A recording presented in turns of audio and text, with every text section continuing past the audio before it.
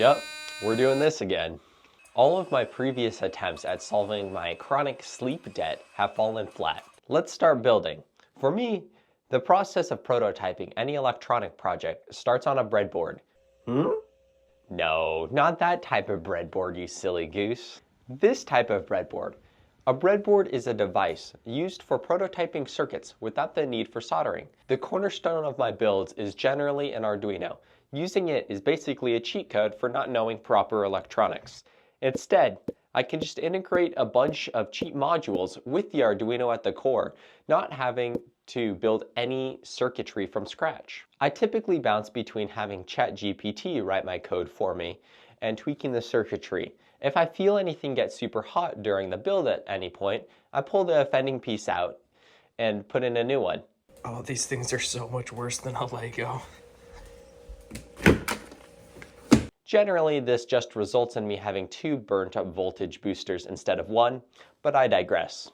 As I move to the soldering part of this project, I'm reminded of the direct correlation between how much stuff you have for your hobby and how easy it is to find said stuff. I'm also reminded of how much I freaking hate perf boards. They're like the awkward middle child between custom circuit boards and breadboards that somehow inherited everything dislikable about both parents and the grandparents. They're a pain to assemble, miserable to modify, and are prone to shorting. Anyway, these screw-wired connectors are phenomenal. They perfectly tread the lines between permanent and temporary, compact and functional, beautiful yet elegant. With them, I can easily move wires around, just in case I change up the circuitry down the road or do something wrong, which never happens. Most of these components and connectors have been purchased on AliExpress. It's a great place to get 10 packs of Arduinos for 20 bucks, heaps of buttons, and other stuff, like this $50,000 crane or this 1/6 scale RC bulldozer. If this video gets 100,000 likes, I'll buy the bulldozer. The next step is working with both the wiring harness and the code to figure out who let the smoke out of my RTC module, why did the display turn black, why won't the Arduino turn on anymore, what happened to my 38 lines of code for the alarm phases, and why is my caulk on fire? Alright, the alarm is about to go off, so let's see if it works. Yeah, the voltage is going super wacky.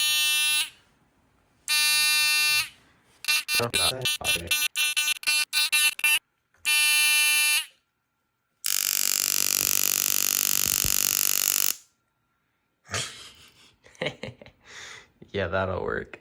My next wizard bit of knowledge is this. If an integrated circuit fell in the forest with no one to lose it, did you actually own it? You may be thinking that up until this point, the footage has looked very cobbled together, as if I wasn't planning on making a video out of this project until at this point in the project, and didn't actually record anything. The next step is making a case for this clock. I originally considered the idea of having this on my wrist, but quickly dismissed the idea due to how large I thought it would be, and it's larger than I expected. Engineering is about saying no to extra features. No, you don't need the first iteration to be nice and small. No, you don't need to use the integrated thermometer in your RTC module. Real-time clock. Yes, you should probably use a different spark generator. That one's scary. And if you look closely at this shot, you'll see I'm not just 3D modeling. I'm also writing the words to this script that I'll read out later. Hey, hello there. With the arm out of the question, that really only left me with 2 extremities to choose from. Leg it is. You can see me regularly put my leg onto the table. This is because tables function best when they have legs on them. CAD is pretty easy, in theory. It's basically like modeling with clay, but the clay is invisible, hates you, and will irreparably damage itself if you touch it wrong.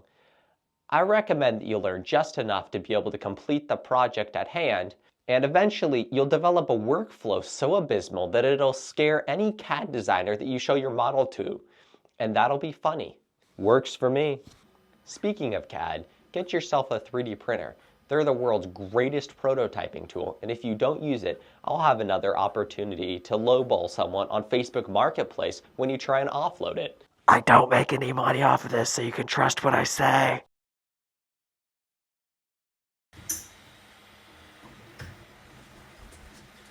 Oh, sorry about that. I didn't realize you were still watching. Well, it's kind of late. Do you mind if I shut off the lights and go to bed?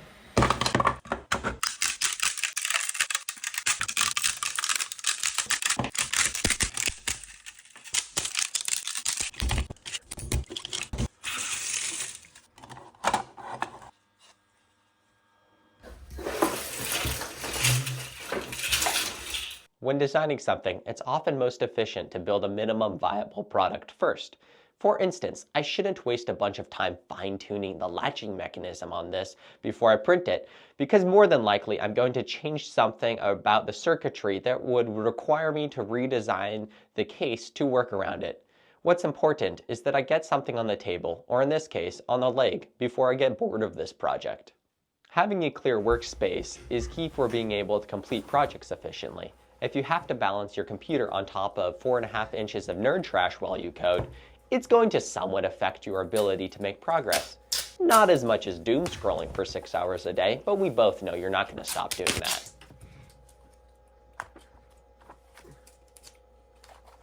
If you think this looks like an ankle monitor, you probably aren't under house arrest. Ankle monitors look a little more like this.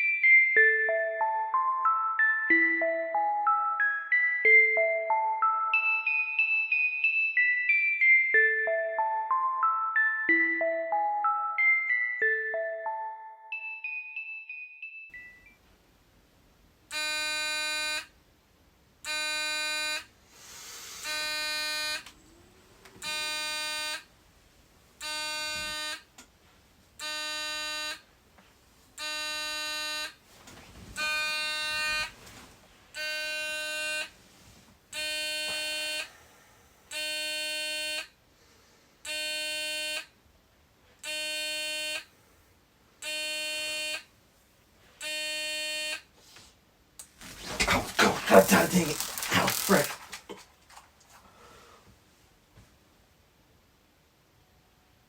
Oh, that worked. Ow.